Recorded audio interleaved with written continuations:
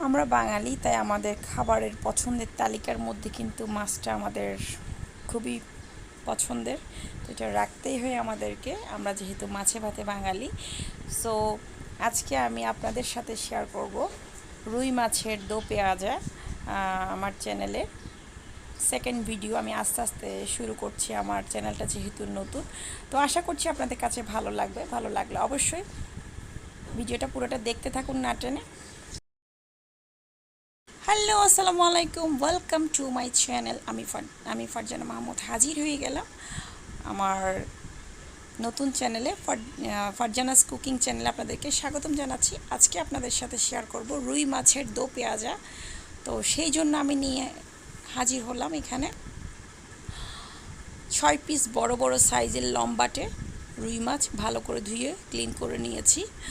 আমি প্রথমে মাছটাকে একটু ভেজে নিব, সেই জন্য এখানে আমি 1 চা চামচ লাল মরিচ এবং অল্প পরিমাণে লবণ 1 চা চামচের মতো, যাতে একটু ভেতরে যায়, সেই জন্য ভালো করে মাখাই নিব।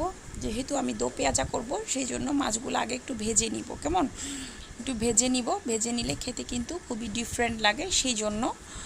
তো মাছগুলো আমার মাখানো শেষ। আমি একটা প্যান বসাই দিলাম চুলায়, প্যানটা একটু ধুয়ে নিয়েছিলাম, সেই জন্য একটু শুকানোর জন্য ওয়েট করছিলাম। শুকাই যাওয়ার পরে আমি এখানে 1 টেবিল চামচের মতো রেগুলার রান্নার তেল দিয়ে দিচ্ছি। এই তেলটাতে একটু আগে আমি পেঁয়াজের বেরেস্তা করেছিলাম, সো ভাবলাম সেই তেলটা ইউজ করে ফেলি, এটা রেখে দিব না। তো সেই জন্য আমি এখানে অল্প তেল দিয়ে মাছগুলো আস্তে আস্তে ছেড়ে দিলাম গরম হতেই। তো 6 পিস মাছ নিয়েছি, সবগুলাই দিয়ে দিয়েছি। এখন এগুলা ভাজার জন্য ওয়েট করছি। আস্তে আস্তে একটা পিঠ হয়ে গেল, দেন আমি অপর পিঠটা উল্টাই দিলাম। আস্তে আস্তে সাবধানে করতে হবে, যেহেতু মাছ ভেঙে যেতে পারে। স্প্যাচুলা দিয়ে না পারলে আপনারা চামচ দিয়ে করবেন, যে যার মতো করে যেটা দিয়ে উল্টাতে কমফোর্টেবল ফিল করেন। কাজের ক্ষেত্রে কিন্তু সেভাবে করা উচিত। আরেকজনে করছে বলে আমি করব, আসলে তা না, ঠিক আছে। তো আমার মাছগুলা ভাজা শেষ। আমি যেই প্লেটটাতে মাখাইছিলাম সেটাতে উঠাই রাখতেছি, যেহেতু এখানে একটু মশলাপাতি আছে, এটা মাখায় আমি একটু পানি দিয়ে দিব। সো ওই তেলের মধ্যে আমি আরও অল্প তেল দিয়ে দিচ্ছি, যেহেতু এটা একটু দো পেঁয়াজা রেসিপি, একটু অয়েলি খাবার, সেই জন্য আমি এখানে পুরো 1 বাটি পেঁয়াজ কুচি এবং একটা টমেটো একটু কুচি করে নিয়ে দিয়ে দিলাম। গরম তেলের মধ্যে দিয়ে দিচ্ছি 2 চা চামচ আদা রসুনের পেস্ট, 2 চা চামচ কাঁচামরিচ পেস্ট, মানে কাঁচামরিচের বাটা আর কি, এটা আমরা রেগুলার ইউজ করি। তো দিয়ে দিচ্ছি 3 চা চামচ লাল মরিচের গুঁড়া, লবণ এবং স্বাদ হচ্ছে যার যার স্বাদ মতো। কেমন লবণ এবং ঝাল হচ্ছে যার যার স্বাদ মতো। আমরা একটু স্পাইসি খাই, সেই জন্য একটু স্পাইসি করে করছি। আর এখানে দিয়ে দিলাম 1 চা চামচ টালা জিরার গুঁড়া, মানে ভাজা জিরার গুঁড়া, যেটা আমরা মাংসে ইউজ করি। ওটা দিলে কিন্তু অনেক ভালো লাগে এই রেসিপিটাতে।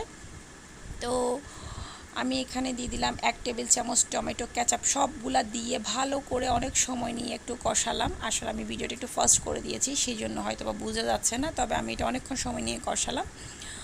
তো কষাতে কষাতে যখন তেলটা উপর দিকে চলে আসছে, তখন আমি মাছগুলা দিয়ে দিলাম এখানে। রেসিপিটা পুরোপুরি যদি খেয়াল করেন তাহলে কিন্তু খেতে দারুণ হবে। তো মাছগুলা ভালো করে কষাতে দিয়ে দিলাম, দিয়ে আমি ঢাকনাটা দিয়ে বেশ কিছুক্ষণ 5-7 মিনিট রান্না করলাম।